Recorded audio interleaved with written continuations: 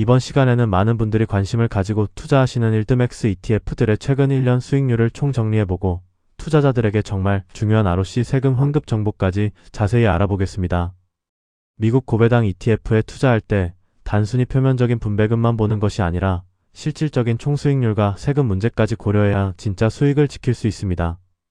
오늘 영상을 끝까지 시청하시면 일드맥스 포트폴리오 성과 점검부터 알아둬야 할 절세 방법까지 확실하게 챙겨가실 수 있을 것입니다. 가장 먼저 빅테크 기업들을 기반으로 하는 일드맥스 ETF들의 최근 1년 총수익률을 살펴보면 종목별로 성과 차이가 극명하게 갈리는 것을 확인할 수 있습니다. 알파벳 기반의 GOI가 일드맥스 기준 51.76%로 긍정적인 수익률을 기록했고 애플 기반의 APLI 역시 35.82%로 우수한 성과를 보여주었습니다.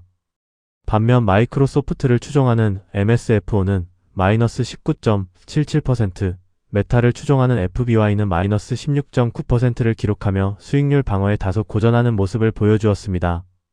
꽤나 긴 기간 횡보가 이어진 엔비디아, 테슬라를 기초 자산으로 일드맥스 ETF인 NVDY, TSLY는 본주 대비 유의미한 초과 수익을 기록했습니다.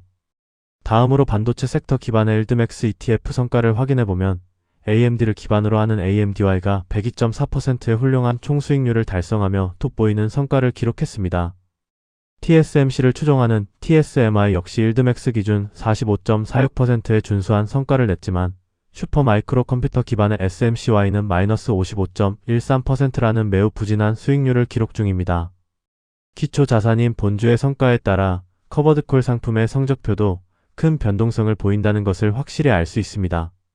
AI 소프트웨어 관련 기업들을 기초 자산으로 삼는 일드맥스 ETF들의 성적표를 보면 전반적으로 상당히 고전하고 있는 모습이 뚜렷하게 나타납니다. 스노우플레이크 기반의 SNOI만 일드맥스 기준 24.92%로 유일하게 긍정적인 성과를 내고 있을 뿐입니다. 반면 C3AI 기반의 AIYY는 마이너스 62.94%라는 처참한 수익률을 기록했고 팔란티어 기반의 PLTY 역시 마이너스 18.79%로 부진한 상황을 면치 못하고 있습니다. 암호화폐 관련주를 추종하는 일드맥스 ETF 라인업은 기초자산 특유의 엄청난 하락폭 탓에 성과가 상당히 극단적인 상황입니다. 코인베이스 기반의 CONY가 일드맥스 기준 마이너스 53.77%로 크게 무너진 가운데 비트코인 매수 기업인 스트래티지 기반 MSTY와 마라홀딩스 기반 MARO 역시 크게 부진했습니다. 전체적으로 최근 암호화폐 시장 부진이 이어지며 아쉬운 성과를 이어가고 있습니다. 이렇게 주요 종목들의 수익률을 점검해보는 것도 중요하지만 오늘은 최근 배당 커버드콜 ETF 커뮤니티에 올라온 일드맥스 ROC 세금 환급 관련 공식 자료 배포 소식을 집중적으로 다루고자 합니다. 기존의 한국 투자자들이 종합소득세 신고 시 ROC를 비과세 항목으로 인정받기 위해 일드맥스 웹사이트에 공지나 일반 자료를 제출했으나 공식 로고와 서명이 없다는 이유로 국세청에서 수리를 거절당하는 문제가 있었다고 합니다. 이 서류가 인정받지 못하면 모든 분배금이 배당소득으로 간주되어 과세되기 때문에 세금 부담이 크게 늘어나는 상황이었습니다. 그렇다면 이토록 중요한 ROC, 즉 자본환급이 도대체 무엇인지 그 개념부터 확실하게 잡고 넘어갈 필요가 있습니다. 미국 국세청인 IRS의 설명에 따르면 ROC는 ETF가 벌어들인 이익을 나누어주는 배당이 아니라 투자자에게 투자 원금을 다시 돌려주는 것으로 세법상 분류되는 금액입니다. 따라서 ROC를 수령하게 되면 보유 주식의 세법상 취득원가가 낮아지게 되며 이 취득원가가 0이 되기 전까지는 세금을 내지 않는 구조입니다.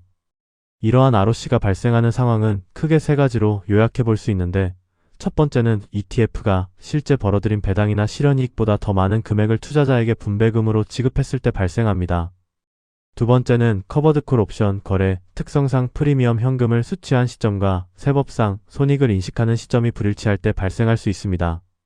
마지막 세 번째는 과거 거래에서 발생한 실현 손실이 이월되어 이후 발생한 이익과 상계되면서 세법상 과세소득이 적어질 때 분배금이 ROC로 잡히게 됩니다. 만약 이 ROC를 한국 국세청에서도 온전히 비과세 항목으로 인정해 준다면 투자자 입장에서는 엄청난 절세 효과를 누릴 수 있게 됩니다. 예를 들어 세전 분배금이 1000만 원일 때 ROC 비율이 100%로 전액 인정받는다면 과세되는 일반 분배금이 0원이 되어 미국 및 국내 세금을 전혀 내지 않게 됩니다. 결과적으로 기존의 15%의 실효세율을 부담하며 850만 원을 받던 것과 비교해 세금 없이 1000만 원을 온전히 실수령액으로 챙길 수 있게 됩니다. 실제로 미국 현지에서는 ROC를 어떻게 처리하고 있는지 살펴보면 원칙적으로 지급을 받는 시점에서는 과세하지 않는 방식을 적용하고 있습니다. 미국에서는 ROC를 수령할 때 즉각적으로 세금을 부과하지 않는 대신 투자자가 받은 ROC 금액만큼 주식의 취득원가를 조정하여 낮추게 됩니다. 이후 해당 주식을 매도할 때 낮아진 취득원가를 기준으로 최종적인 양도 차익을 계산하여 자본이득세를 부과하게 됩니다. 따라서 국내에서도 100% 비과세 처리가 될지는 국세청의 판단을 봐야 할 것 같고, 양도소득으로 전환하는 구조가 되더라도 세금 및 건보료 측면에서는 상당한 이점이 있습니다. 일단 단순히 배당 소득세를 줄이는 것을 넘어서 금융소득 종합과세 기준 방어 측면에서도 절대적으로 중요합니다. ROC 비중이 높게 인정될수록 전체 분배금 중 금융소득으로 잡히는 일반 분배금 규모가 대폭 줄어들기 때문에 연간 2천만 원 기준을 넘지 않도록 관리하기가 훨씬 유리해집니다. 따라서 종합소득세나 건강보험료 인상 등 파생되는 세금 문제들을 사전에 차단하기 위해서라도 ROC 비율 입증은 필수적입니다. 결론적으로 한국 국세청으로부터 ROC를 철저하게 비과세로 인정받기 위해서는 일드맥스 운용사의 로고와 서명이 명확히 포함된 확정 ROC 비율 공식 문서가 반드시 필요했습니다. 다행히도 국내 개인 투자자분들의 지속적인 소통 노력과 배당 커버드콜 ETF 운영진의 노력 덕분에 일드맥스 본사 측에서 한국 세법 요건에 맞춘 2025년 공식 서류를 발급해 주었습니다. 보통 해외 운용사들이 이런 개별적인 증빙 서류 요청에 소극적인 반면 이번 일드맥스의 빠른 협조는 한국 투자자들에게 매우 실질적인 도움이 되었습니다.